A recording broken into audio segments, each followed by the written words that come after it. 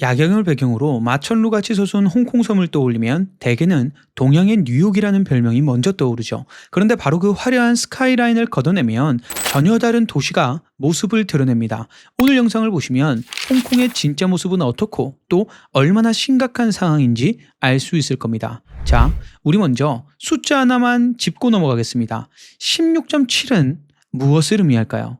이 수치는 2025년 기준으로 홍콩의 중위 주택 가격이 중위 가구 소득의 16.7배에 달한다는 뜻입니다. 전 세계 주요 도시 가운데 주택을 사기 가장 어려운 곳이죠. 참고로 2019년엔 20.8배였습니다. 코로나 이후 집값이 조금 내려오긴 했는데 소득 대비로는 여전히 세계 1위를 놓치지 않았습니다. 이런 숫자만으로도 주거 현실이 짐작되실 텐데 현장을 보면 말 그대로 숨이 턱 막힐 수밖에 없습니다.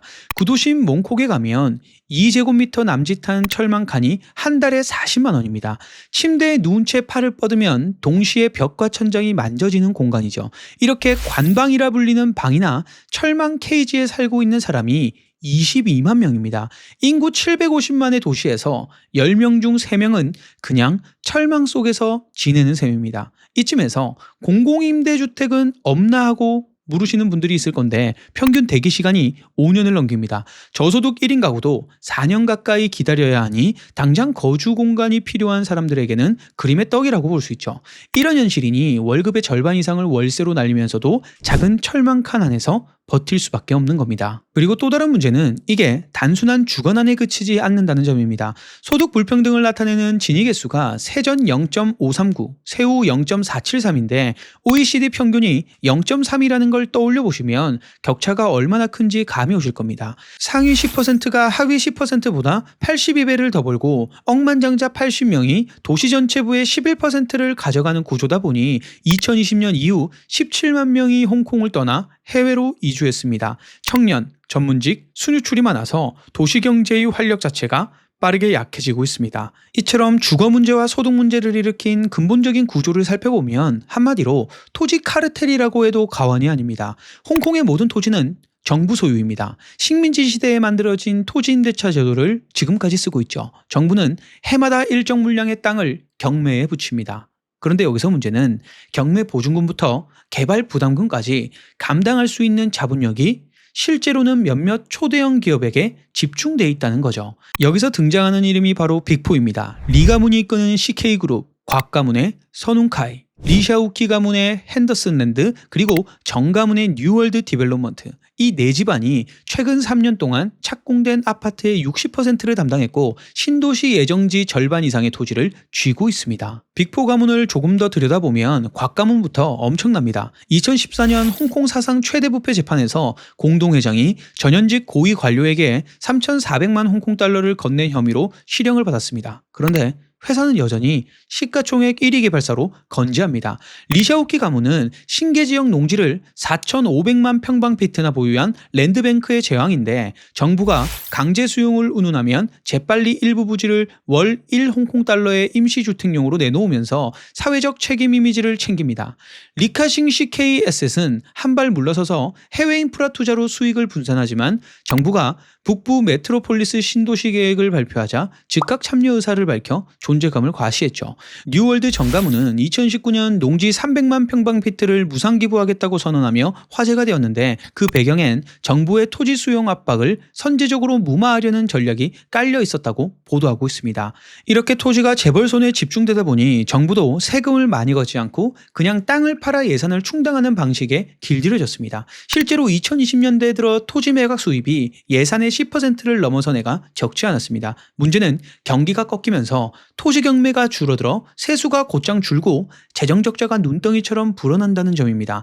2023년과 2024년 회계연도 적자가 1,016억 홍콩 달러나 되는데 바로 이런 구조적 한계가 작동한 결과죠. 그럼 정부가 공급을 확 늘리면 될까요? 정부는 앞으로 10년간 44만 가구를 짓겠다고 발표했습니다. 그중 31만 가구가 공공주택입니다. 그런데 2024년에 새로 준공된 주택이 13,000호 남짓이니 목표를 이루려면 매년 44,000호를 더 지어야 합니다. 허가, 인프라, 보상과 민원 조정까지 최소 3년에서 4년씩 걸리는 현실에선 물리적으로 쉽지 않습니다. 그러다 보니 5년짜리 컨테이너식 임시주택, 이른바 LPH 같은 아이디어가 나옵니다. 3만 호를 짓겠다는데 대기자가 13만 명입니다. 모자란 숫자를 임시로 또 메우는 셈이죠. 그리고 시장을 붙들어 매려고 했던 쿨링 매저 세금도 2024년 2월에 모두 풀려버렸습니다. 그때까지는 외국인 다주택자에게 추가로 최대 30%까지 세금을 매겨서 투기를 막겠다고 했지만 거래가 얼어붙고 가격만 알아가자 일주일 만에 세율을 0%로 만들었습니다. 거래량은 반짝 2배로 뛰었지만 가격은 여전히 정점 대비 20% 낮게 머무르고 있습니다. 이쯤에서 그럼 다른 도시는 어떻게 했길래 숨통이 트였을까 하는 궁금증이 생기죠. 예컨대 싱가포르는 아예 1960년대부터 정부가 직접 공공분양주택을 지어 전체 주택의 80%를 관리합니다. 주거비가 치솟으려 하면 공공분양이 물량으로 견제해버리니까 민간 가격도 자연스럽게 눌려 있습니다. 도쿄는 1990년대 버블 붕괴 이후 용적률 완화로 도시만의 새로운 주거 면적을 창출했습니다. 공급을 늘리는 방법이 다르더라도 핵심은 정부가 시장을 대신해 주택을 인프라로 다룬다는 공통점에 있습니다. 물론 홍콩에서도 빈집세, 토지 공유제 같은 카드가 논의됐습니다. 하지만 거대 개발사와 원주민 토착권, 그리고 정부의 재정 의존도까지 얽혀있는 이해관계를 뚫고 나가려면 여론 압력만으로는 충분치 않았습니다. 빅4는 세대교체 국면에 진입했지만 토지은행과 정책 영향력을 그대로 물려받은 채 기득권을 유지하고 있습니다. 결국 이 도시의 핵심 질문은 집은 누구의 것이냐입니다. 투자 상품이냐, 아니면 시민 모두를 위한 기본 인프라냐.